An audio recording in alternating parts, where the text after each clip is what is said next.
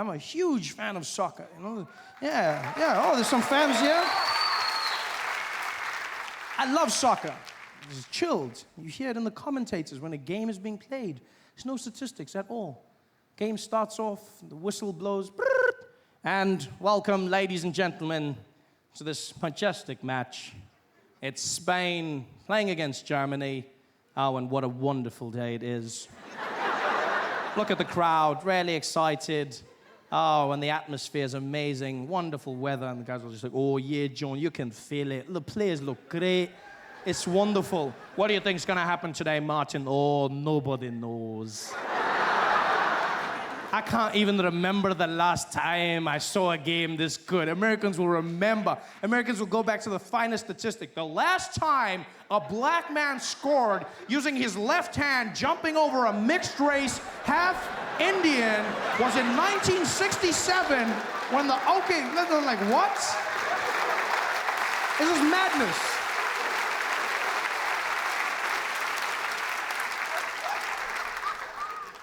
It's all about action in the sports as well, you know? As much action as possible. That's all about action in America.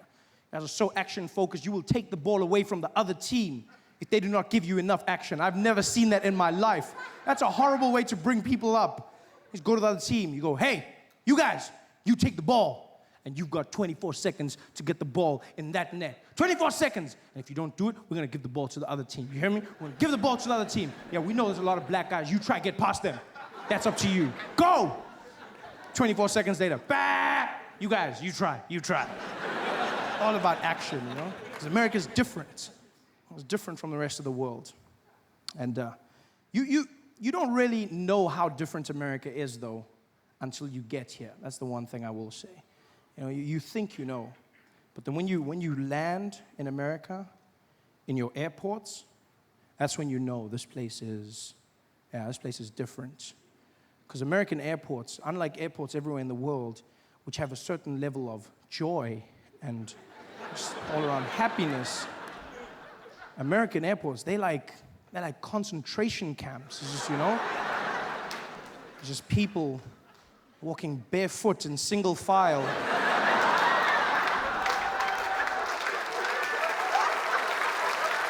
Oh, it's no joke. There's even signs that say, no jokes. You're like, really? It's just insane. You walk through those airports, and you have to do things in American airports you don't do anywhere else in the world, you know? Like you have to take your shoes off. Your shoes come off, and you don't know this as a foreigner, but they don't care. They're like, you, take your shoes off. I'm like, my what? Your shoes, take them off. I'm like, why? For safety, sir. I'm like, I'm keeping them on for your safety, my friend. You don't do this anywhere. I remember flying into Dubai one year, and as we get into the airport, this woman, an American woman, started taking off her shoes and those guys. I mean, you must understand, when you're in the Middle East as a woman, you're already a sin. And now to be taking your clothes off in public, these guys lost their mind. They were just like, Hillary, what are you doing? What are you doing?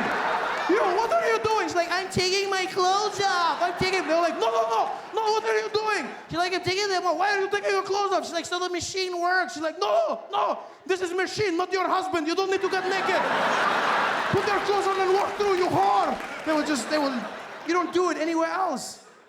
But then you come out here, you have to take off your shoes and you have to take your jacket off to walk through the metal detector. And they are mean about it. They will shout to you. They're like, you, take it off.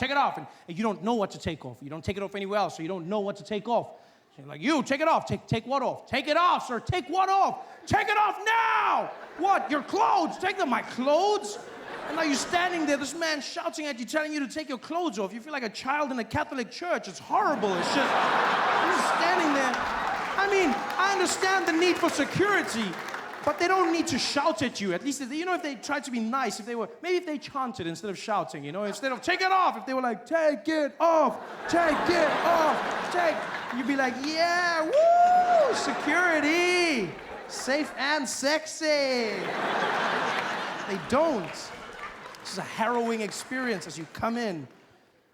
And the worst is when you have to go through passport control. Oh, as Americans, you don't feel the pain, but as a foreigner, it's a whole different game.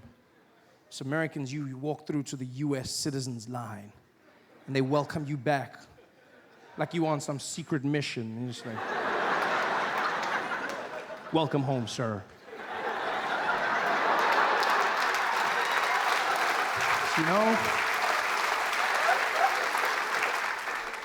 when you're a foreigner, you have to wait in a super long line, you know, and then they tease you. The line goes right to the front, and then it comes back, and again, it comes back. And you finally get there, and you have to wait for that, and, you know, and they're standing there, and the guys are like, sir, come on. Sir, step forward. Step forward, sir. Step forward. Forward. Back. Behind the line, sir. Back. Get back, sir. Get back. You know, it's the stress. You're standing there, and now you have to answer questions. Horrible. Like, you don't understand. It's the stress, you know.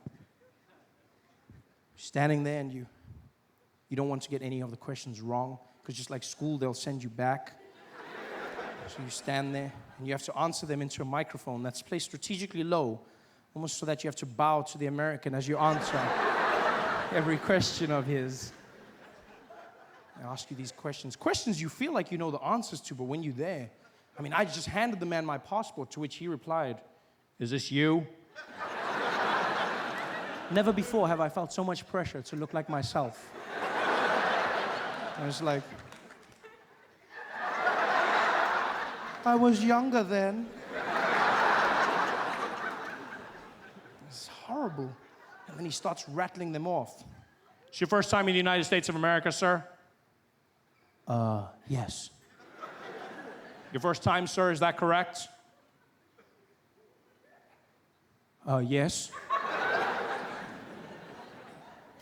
Sir, what is the duration of your visit out here? I'm going to be here for 6 months. 6 months, sir? Is that correct?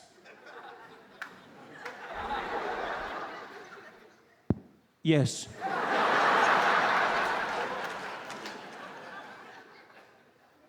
Sir, what is the purpose of your visit in the United States of America? I'm here for holiday. Holiday, sir? Yes. Which one? My one. Could you elaborate, sir? Holiday. Yeah, what do you mean holiday, sir? You know, like holiday, like, woo, woo, woo. Yeah, holiday. Yeah.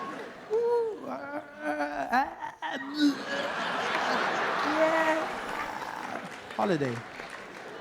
You mean vacation, sir?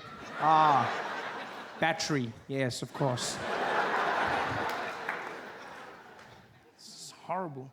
You finally get in, you know. You relax, get in, try and learn. I'm trying to learn America day to day. Got myself a place out in LA. That's why I've been staying for a few months. Live out in California in a wonderful area called Pasadena. It's wonderful. It's this quaint and neighborhood vibe. There's hummingbirds and butterflies, just, you know. It's really, really nice place, and I enjoy it, you know.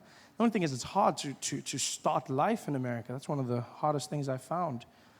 You have to get everything together, you know, like open a bank account, which was interesting. It was sitting there in the bank filling out forms, because when I got to a section when filling out the forms that you don't have back in South Africa anymore, and that is you have to fill out your race. You know, there's a box that says tick your race, and there's white, black, Hispanic, Asian, and other.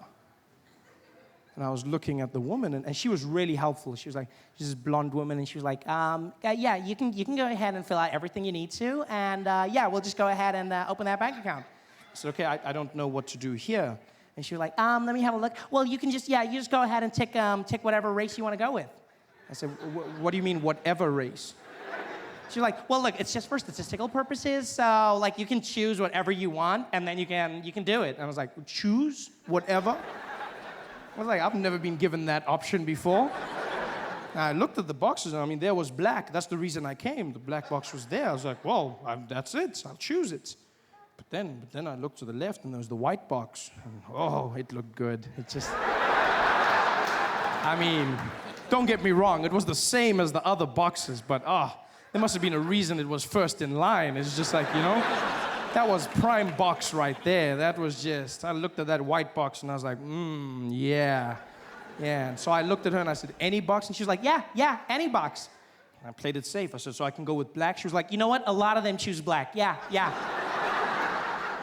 And so just because she said that, I looked at her and I said, no, you know what? I'm white. I'm going with white. And then she did this thing that I've come to learn as the reaction of white liberal women in America. Whenever they hear something or see something that they can't truly comprehend, they don't agree with it, but for fear of being judged, they internalize their emotions, and then they almost have like this malfunction, like a robot. I don't know if it's amazing to see. Because as soon as I said white, I said, I'm going with white. She went, I'm sorry, did you say white? I said, yes, white. I'm white. She was like, okay, like white? Yeah.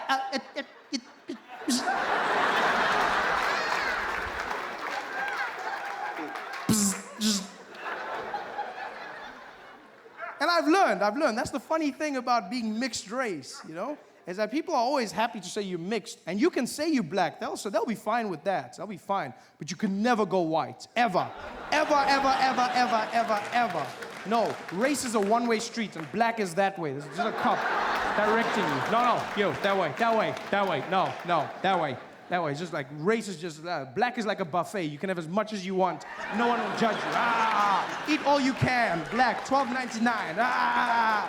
You can go wild in black, but you can never, ever go white. Ever. No matter, even if you half and half, you can never go white. Even Yoda, like the great, he'd be as a Jedi, he'd come up to me and be like, too dark you are.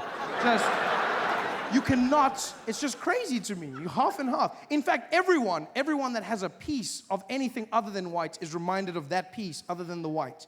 You can have anyone, they'll be like, is she white? Well, actually, she's a 1/4 Cherokee. Yeah, she's a Cherokee 1/4. Yeah, and the other 3/4? Oh, yeah, white. But we don't focus on that. We look at the mistake. Yeah.